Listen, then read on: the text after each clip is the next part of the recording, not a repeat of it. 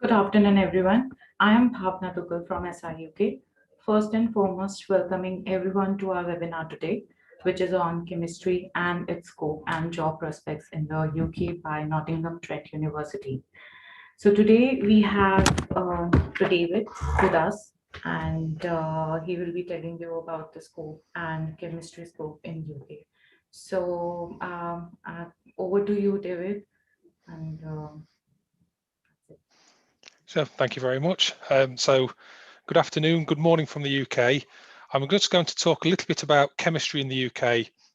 I'm going to link it a little bit, of course, to chemistry at Nottingham Trent University, but a lot of what I say will be widely applicable to many different chemistry departments around the UK. And I thought, just on that note, I would share some images of some of the departments around the UK. So in the top left, we've got Cardiff, followed by University of Nottingham, Loughborough, Oxford. In the middle row is our building on the left-hand side there. Then there's Cambridge, Manchester, Sheffield, and on the bottom, Imperial, Bristol and Liverpool. So just a quick flavour of the kind of chemistry buildings that you would see. And you can see, of course, the wide difference in the type of buildings you might go to. Some of them exciting new builds, some of them very old historic builds, all of them kitted out with very, very good high-spec equipment. So hopefully at this point, you're already convinced by why you'd want to do chemistry. I just want to convince you further still, because of course we want you to do further postgraduate chemistry. But why you'd want to do chemistry is some of the global challenges that face us. The global population, as we all know, is increasing. And unfortunately, along with that, the number of people that are overweight and obese is increasing as well. And at the moment, in some areas of the country, we're getting fewer births, but we're getting longer lifespans. So we're getting an aging population. So we need to start to think about how we deal with that. And chemistry is going to lead that in terms of pharmaceutical, but other aspects as well. Agriculture, we're going to need to feed a lot of people. The water demand is going to increase. As a result of these, of course, biodiversity is going to decrease. And linked to all of that, we're going to have further urbanization, greenhouse gas emissions, global energy. There's a lot of things that are all linked to global populations essentially increasing. So chemistry is really at the forefront of that, and how we deal with those problems and how we start to find new solutions to those problems has been at the forefront of chemical research for the past 200 plus years.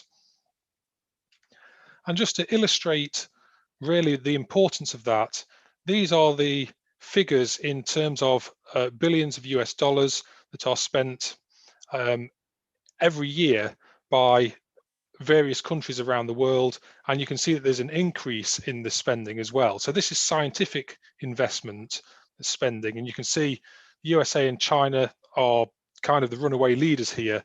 But if we go down the list, we've got India. Although the figures aren't there, you can see globally ranked 6th, the United Kingdom ranked 9th.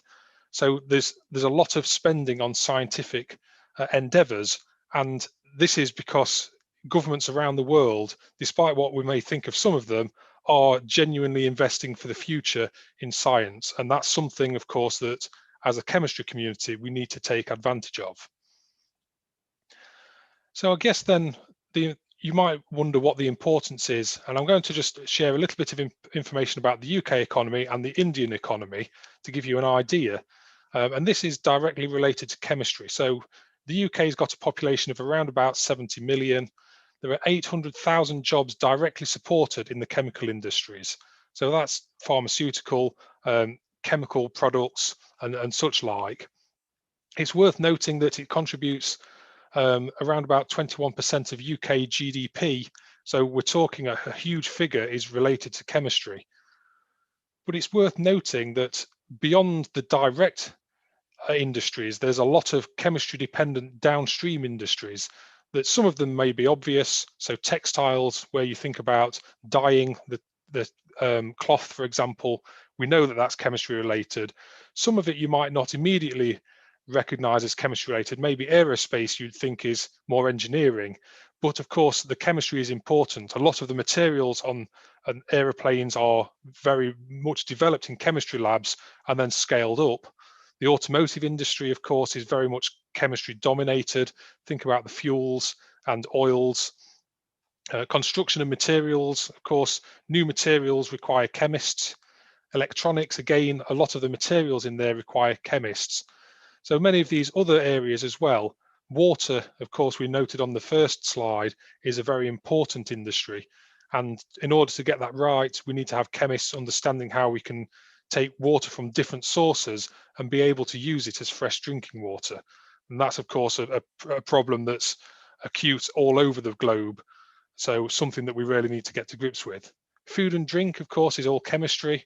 The health industry, the pharmaceutical industry is the obvious part of that, but a lot of the health industry also relies on the chemistry being good.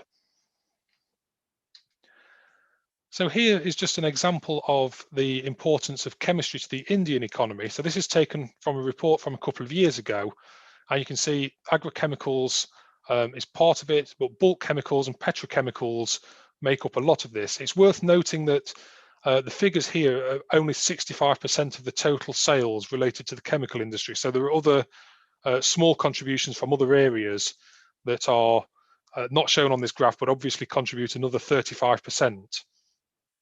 So you can see that the chemical industry is important. In terms of the worldwide economy, at the moment, India contributes about 3% to the worldwide chemical market. That's a growing figure and a figure that we would expect to grow quite rapidly over the coming years. So again, we need to have highly trained chemists in this area, and hopefully that's what you're here to do. So I'm just going to, with this terrible slide, show an overview of chemistry courses and the sort of the umbrella that we call chemistry and the various courses that are available from there. So on the left hand side, I've shown undergraduate courses. I've shown those for completion. I'm not really going to discuss much more about those. On the right hand side, I've shown a selection of typical postgraduate master's courses in chemistry. And I'll discuss some of these in more detail, particularly the ones, of course, that we do at Nottingham Trent, but they are more widely applicable to other universities in the UK. So MSc Chemistry is probably the classic postgraduate master's degree in chemistry that you'll have heard of. And then you get some variations on that. So MSc Analytical Chemistry, MSc Green and Sustainable Chemistry are variations of the MSc Chemistry degree. In addition, in the UK, there are degrees called MRes, and this is Masters by Research. So again, postgraduate study, and I'll talk a little bit about the difference of those in a moment. But we've got MRes Chemistry, MRes Analytical Chemistry, and then we've got some other ones. So pharmaceutical analysis, pharmaceutical and medicinal science. That's based on applying chemistry to the pharmaceutical industry. So either how you start to formulate new products or how you analyze those products. And there's a focus on that in those degrees. And advanced materials chemistry, as the title might suggest, is about going on to better materials by new ways of doing chemistry. So a wide variety of courses. If you take a look at university websites for various universities in the UK, you will see a huge range of other master's degrees that are related to this. And some universities also offer bespoke titles that would be based on the research project you do as part of the master's degree.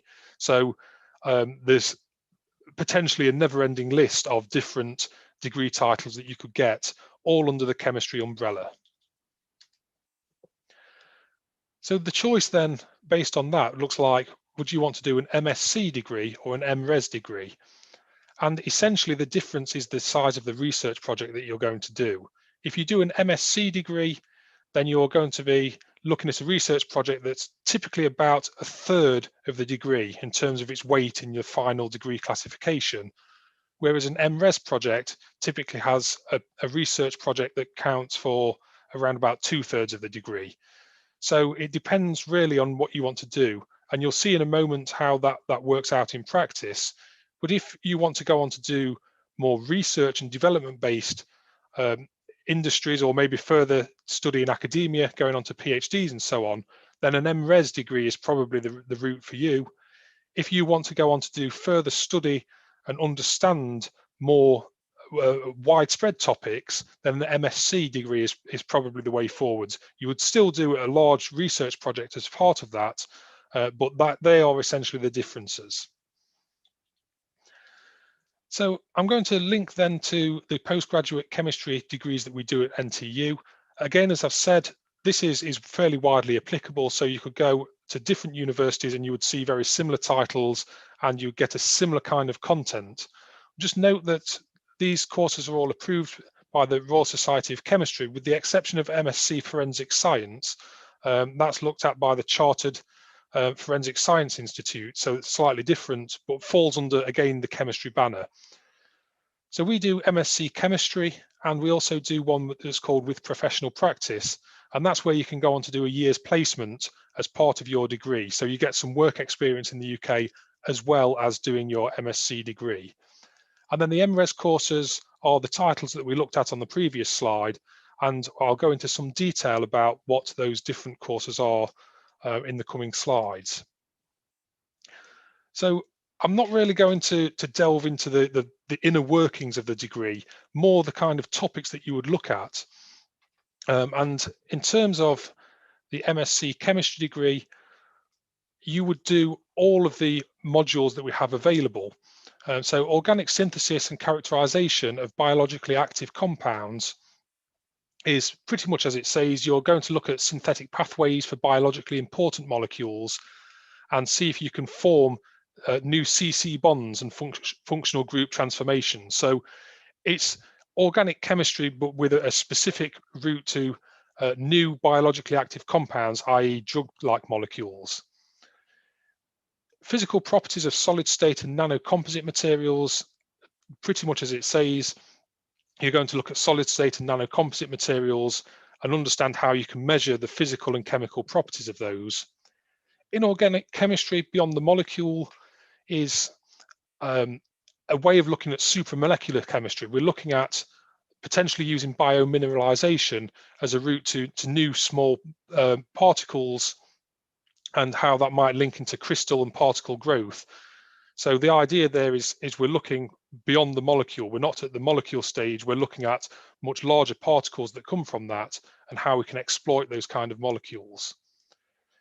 Research methods and independent study is a module that's designed to get you to understand how to exploit a research project properly, how to do the basic research that's required, how to look up references, also to go beyond that and how to form a proposal.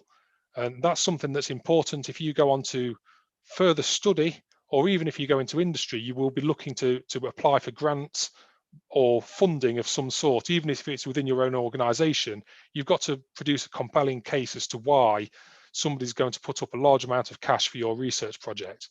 So those kind of things that we start to consider in those. Your research project accounts for 60 of the 180 credits that you need to get for your degree. So as I said, it's about a third of your degree.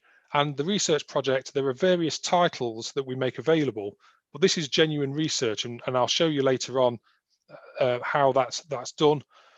But this is genuine research. You are doing new stuff that's never been done before, and that's the aim, and that's what we want to do. So there will be different research projects, and if you've got a good idea and it falls within the remit of the kind of things that we can do and the equipment and facilities we have, we can also investigate potential projects that you suggest as well. Optional modules. So again, we're getting into some of the technical nitty-gritty here. You choose 2 of 3. More importantly, drug detection analysis and screening. Oh, sorry, I'm going all over the place here. Drug detection analysis and screening is a module that's designed pretty much as it says, is can we develop new ways of detecting drugs and rapid screening of samples with a view to how we can possibly apply this in industrial settings. Think about airports. They're the obvious one that we tend to use. You want to be able to scan something and have a result in less than a minute. And that module is designed to have a look at things like that. Analytical toxicology is looking at drug separation techniques such as HPLC or GC to detect and quantify drugs or the metabolites that come from your body metabolizing the drugs. And In that case, there's also application to forensic toxicology investigations. So again, applying the chemistry knowledge to real world situations. And then finally, computational chemistry and drug design is a module that's designed to get you to look at rational design of drugs and how we can use modern computational chemistry techniques in order to get to those drugs. So that's a good overview of the kind of modules that you would do. If you do the MSc Chemistry degree, as you can see, you can do pretty much all of those modules. And the difference then with the MRes degrees is that because of the number of credits you have available, you're limited in the number of modules that you can do. So if you do MRes Chemistry, the core modules are the research project, which is 120 of the 180 credits. So it's 2/3 of the entire course. So as we say, the research project there is really quite large. And you do the research methods module, and then you get to choose 2 of those modules that we looked at on the previous slide. And then really the different MRes courses from there are where you get more core modules rather than options. So if you choose advanced materials chemistry, we would expect you to look at those 2 chemistry-based modules, so physical properties of solid states, inorganic chemistry beyond the molecule. And then the research project would be a materials chemistry themed research project. So you would be restricted in the projects you could choose, but it would all have the materials chemistry flavor, and that's when you get that degree title. So analytical chemistry, you would do drug detection analysis, analytical toxicology. So again, the analytical chemistry based courses, and you would do a research project within analytical chemistry. The 2 pharmaceutical based chemistry courses, depending on which one you want to go into. So if you do look at pharmaceutical and medicinal science, then the 2 modules, the 2 taught modules you look at are based on rational design and synthesis of new drug molecules. Whereas if you look at the pharmaceutical analysis, you're going to have a look at drug detection. You would also look at how to synthesize such molecules and how to detect them. So again, subtle differences in the modules and the content are what give the different titles. And I would say that that would be true for many of the postgraduate master's degrees at UK universities. So just as a little bit of proof maybe that the research projects that you do here or at any university would be genuine research. This is just a snapshot of some of the research papers published in the international journals from the last couple of years. And where I've ringed these in I think it's a bright pink actually, and there's some red in there. Anyway, colour aside, these are master's students that have contributed to these papers. So this is genuine research that those master's students have done, and they've managed to get publications in international journals from them as well. And that's what we're aiming for. We're not aiming to wheel out a project that we do again and again and again. This is genuine research, and we are genuinely looking to publish this research. So once you've graduated, of course, with a degree in chemistry, and specifically here, of course, we're thinking of postgraduate degrees, then the kind of jobs you can go into are research and development positions. If you're sticking with chemistry, so you might look at analytical type chemistry, the pharmaceutical industries. Motorsports might not be an obvious one, but that is a big employer of chemistry graduates, materials science, many other industries. And I've given an indication of some of the big employers in chemistry. So some of our students have gone on to these companies, but these are very large employers of chemistry graduates. Of course, that's what everybody would hope. You've done your chemistry degrees and you get into a chemistry related job. There is always, of course, the opportunity to go into different fields. So just because you've got the chemistry degree, it doesn't limit you to only the chemical industries. And there are various different industries that really like chemistry graduates. And out of all of these, I would particularly pick the financial sector. They particularly like chemistry graduates. The analytical skills that you develop when doing the chemistry degree and the way that you've got to think about things, to use an old phrase, outside of the box, is really something that the financial industry likes. So just because you have a chemistry degree, it doesn't mean that you're limited to the chemistry degree. So I'll just finish on this slide, this is our Clifton campus where the NTU Chemistry is based. I'm happy to take any questions you may have, and thank you very much for your time. Thank you so much, David. It was quite insightful.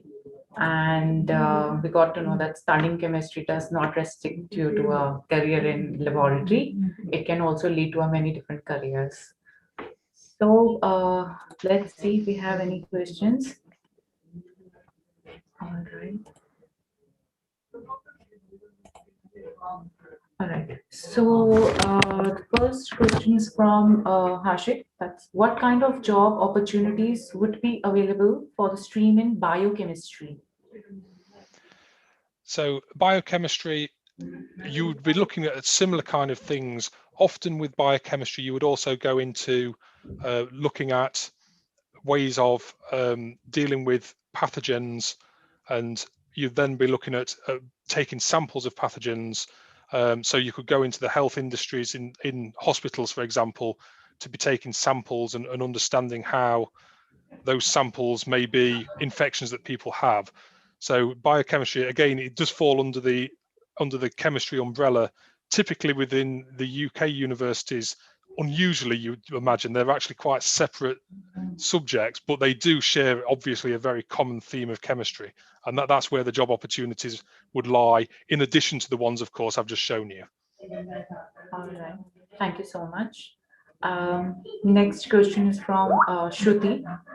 Is it possible to do another major subject with chemistry at NTU? So those are the courses that we offer. We don't offer them with other courses, so unfortunately not. All right. Next question is from Monish. Do you offer an integrated PhD after UG studies? So you can go on to do a PhD. The big question with PhDs is funding. So where we have funded positions available, we advertise them, and it's open to anybody around the globe to apply, and it's a competitive process. If you can get the funding to be a self-funded PhD student, that will also be taken into account. So we do offer PhD positions. The funding thing is really the big aspect of those. All right. Thank you. Next question is, with the current pandemic on, what are the new research opportunities available for PhD students? Okay, that's a good question. It's probably a very wide-ranging question and possibly even way beyond the scope of what I could answer. I'll try and keep it short. So PhD students within the UK currently are classed as essential workers if you're in the chemistry-based subject. So you can actually go into the labs and do the work. So essentially you could do the kind of research you were doing before. Obviously, in recent months, part of the chemistry focus and science focus has been developing the vaccines. That's not going to stop. That's going to be a continuing process. But also, can we understand how the vaccines work in a way that we can say there's a newly discovered virus? Can we essentially sequence the virus and generate a new vaccine very quickly? Because I don't think anybody in the world really wants an experience like we've had in the past year. So there's a lot of COVID-related research available. There are a lot of opportunities for chemists to be involved in that, and many of the governments around the world have invested absolutely gigantic sums of money in COVID research, and that's still going on. So there are a lot of research opportunities beyond the normal research opportunities that you would experience as a chemist. And that is wonderful. Thank you for the answer. Next question is, thank you for the insight on the Indian chemistry growth path. Do the student get any partnership to work back in from India for the project or research? So potentially we could do, in terms of if you did the project, if you did the MSc Chemistry with Professional Practice degree, you could go and do a placement back in India and look at that. There's a potential for collaboration with Indian universities. There is on a case-by-case basis, the possibility to do your research project at an Indian university by agreement with us, well, that would be something that you would already have to start a degree program, and we would have to negotiate with the other university to make sure that we get clear and transparent marking schemes to make sure that there is a direct equivalence to what would be expected. And that's part of our Royal Society of Chemistry accreditation, that we have to show and demonstrate that every project is equally considered. So there are different ways of doing it. The obvious way, of course, would be to go and do a year's placement in India, and then that's not part of the assessment, and that's possibly the easiest way. But there are ways of doing your research project there as well. Thank you. Next question. I don't see any more questions over here. Let's wait. Okay, yeah. So next question is, what scholarship does the department offer? That is a good question. Scholarships change from year to year. I'm afraid I'm not up to date with that. If you go onto the NTU Chemistry webpage and click on the postgraduate courses, there is a link to scholarships, which gives you all of the current active scholarships available for you to apply to. And maybe just a bit of an insider knowledge, I know for a fact that in the last couple of years, we've had more scholarships available than applicants for scholarships. And so the success rate for those that have applied has been 100%. So it's worth applying for those things. Often a lot of people assume that they won't get those scholarships when there's the opportunity to get them. All right, thank you. Next question is, please give us an insight how the university students are coping up with online studies during pandemic. Okay, that is a good question. Thank you. So there are different levels for the students. So undergraduate students, all of their lectures are online, and that's true also for postgraduate students. So all the lectures are online. Up until the current UK lockdown, which started at the start of January, students were able to come in and do their labs, but that has been suspended while we're under lockdown. So it's been online virtual labs. And again, that's true of the postgraduate courses. However, for those students that are MRes, the Masters by Research students, they're classified as PhD students and staff as critical workers that can go into the labs and do their research projects. So actually MRes students are, as we speak, in the labs doing their research projects, so that they have been able to get around the lockdown in that respect. Of course, there's the social distancing aspect when you're in a lab. There's working on your own, where maybe when you're doing lab sessions, we would have put you in pairs previously. I guess having talked to students, different students have adapted in different ways. During lectures, we present through Microsoft Teams, but similarly to the format that you're watching on, that they're all done in a similar way, where I would be presenting something, I may ask you some questions, and in the chat function, you can then start to ask questions. A lot of students have said that they prefer that.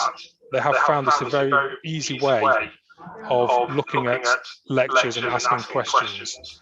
Because when you're in the lecture theatre, it's much more difficult to ask a question of the lecturer. True that. Thank you for the answer. Next question is from Rahul. I am interested in toxicology. Could you please tell, do you offer any research program in this? The closest thing that we do is going to be based on the pharmaceutical analysis and the pharmaceutical and medicinal science. So looking at the drug detection and analysis would allow you to have a look at the toxicology and its effects, but it is only a smaller part of that degree. Sorry, I'm getting a lot of echo through. All right.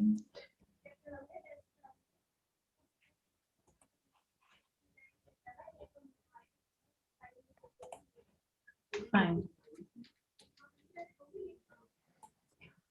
Thank you for the answer. And I think We're almost done with all the questions. So I request all the students out there, if you have any query, kindly post it.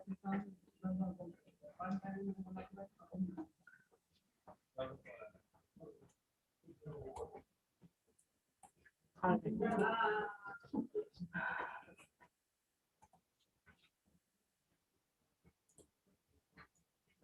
So do you have any email ID or any contact so that students can able to reach you out for any further query? I do, yes. So on screen, there's my contact details. Any questions you may have, please send them and I'll try and get back to you as quickly as possible. All right. So we have one more question.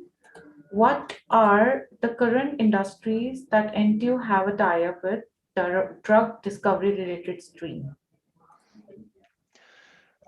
We're linked to some of the pharmaceutical companies and we have partnerships with those. They change on a yearly basis and there's no guarantee that we've got a direct route into that company. But if you've got an interesting research project, we can often do collaborations with them and you can then see how your fundamental research applies to that particular industry. Wonderful. So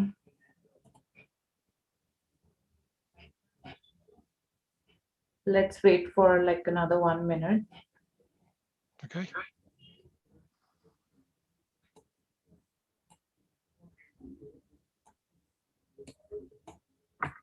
I request all the students, if you have any query, please post it down.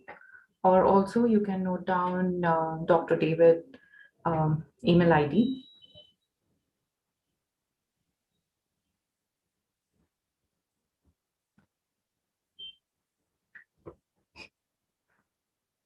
All right. So thank you so much, David, and thank you so much, Shraddha, for being here. And it was very informative and very insightful. So thank you so much for today. So thank you very much for the invite. I've enjoyed very much the questions. I'm glad.